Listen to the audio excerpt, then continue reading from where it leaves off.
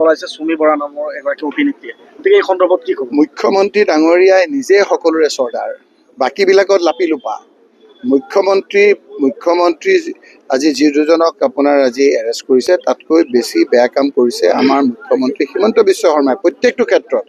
ক্ষমতাৰ ৰাগিত মত্ত হৈ এতিয়া বিজেপিয়ে তেওঁক একো কৰা নাই, ক্ষমতাটো যাব দিয়ক। সকলোৰে চৰ্দাৰ, সকলো যিমান আপোনাৰ অপক কাম, যিবিলাক আপোনাৰ বেয়া কাম হৈছে, সকলোৰে চৰ্দাৰ ডক্টৰ হিমন্ত বিশ্ব শৰ্মা। গতিকে তেখেতে এতিয়া যিবিলাক কৰি আছে ক্ষমতাৰ ৰাগিত মত্ত হৈ, তেওঁ গম পাইছে তেওঁৰ দিন বেয়ালৈ আহিব।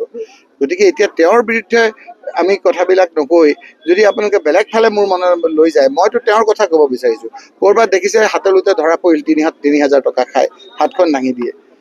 মূল চৰ্দাৰজনে আপোনাৰ গোটেইখিনি কৰি আছে। কি কৰি আছে মোৰ মুখখন নুখুলিলে ভাল, খুলিলে ময়ো আপোনাৰ খুলিব পাৰোঁ। মষ্ট ৱান্টেড বুলি ঘোষণা কৰিছে অভিনেত্ৰীগৰাকী। মষ্ট ৱান্টেডটো ৰাইজে তেওঁক ঘোষণা কৰিছে, সেইজন মুখ্যমন্ত্ৰী।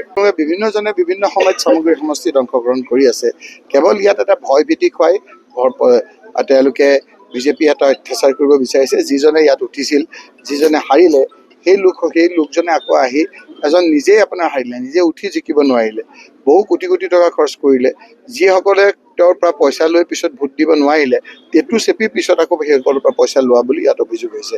এতিয়া আকৌ আমাৰ পৰা যোৱা এজনে বিভিন্ন গোট খুলি কিবা চলি আছিল ঘৰখন, সেই লোকসকলৰ এৰেষ্ট কৰাৰ ভাবুকি দিছে। কোনোবাই ফাৰ্মাচী খুলিছে, সেইসকলক দি পেলাই ভয় খুৱাইছে। ভয়ভীত খুৱাই কোনোবাই ভোট দিয়ে নেকি? যিসকলক লৈ গৈছে সেইসকলে মোক ফোন কৰি কৈছে যে কেইটামান দিন আমি কৈছোঁ ইলেকশ্যনটো ডিক্লেয়াৰ কৰিব দিয়ক, আমি আকৌ সুপাহকৈ ইয়ালৈ আহিম। এই লোকসকলৰ এটা ব্যৰ্থ চেষ্টা এটা চলিব। হিমন্ত বিশ্ব শৰ্মাক দেখুৱাবৰ কাৰণে কিছুমান কাম কৰি আছে। গতিকে ময়ো এতিয়া ক'ব বিচাৰিছোঁ, মোকো জকাই নল'ব। ময়ো জকাই ল'লে ময়ো আপোনাৰ আমি এনেধৰণৰ কথা ক'ব পাৰোঁ।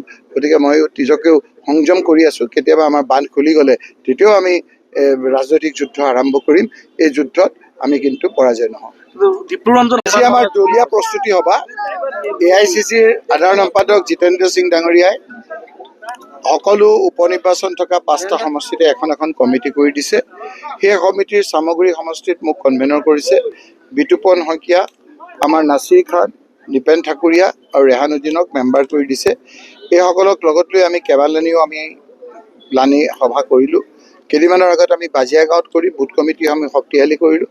আৰু আজি আমি লাওখোৱা ব্লকৰ যিকেইটা 11টা আমাৰ পঞ্চায়ত আছে, সেই মণ্ডল কংগ্ৰেছসমূহৰ সভা কৰিলোঁ। আৰু আমি ঠিক কৰিছোঁ যে অহা 22 তাৰিখে বুথ কমিটিৰ আমাৰ সামগ্ৰী সমষ্টিৰ 23টা মণ্ডল আৰু 3টা ৱাৰ্ড মিলি আমাৰ সামগ্ৰী সমষ্টি গঠিত। সেই সামগ্ৰী সমষ্টিৰ বুথ সন্মিলন এখন কৰাৰ কাৰণে আমি আজি থিৰাং কৰিছোঁ। অহা 22 তাৰিখে বুথ সন্মিলন আৰম্ভ হ'ব। তাৰপিছতে বুথ সেৱক প্ৰত্যেকটো 30টা মানুহৰ বিপৰীতে এজন মানুহক লৈ যি বুথ সেৱক কৰিছোঁ, তাৰপিছতে আমাৰ ইয়াত এটা লাওখোৱা ব্লকত এটা হ'ব আৰু বাজিয়াগাঁও ব্লকত এখন হ'ব সমষ্টি ভিত্তিত। তাৰপিছতে ইউথ কংগ্ৰেছ NSY মহিলা কংগ্ৰেছৰ আমাৰ সভা হ'ব। ইউথ কংগ্ৰেছৰ সমষ্টি ভিত্তিক এখন সভা হ'ব।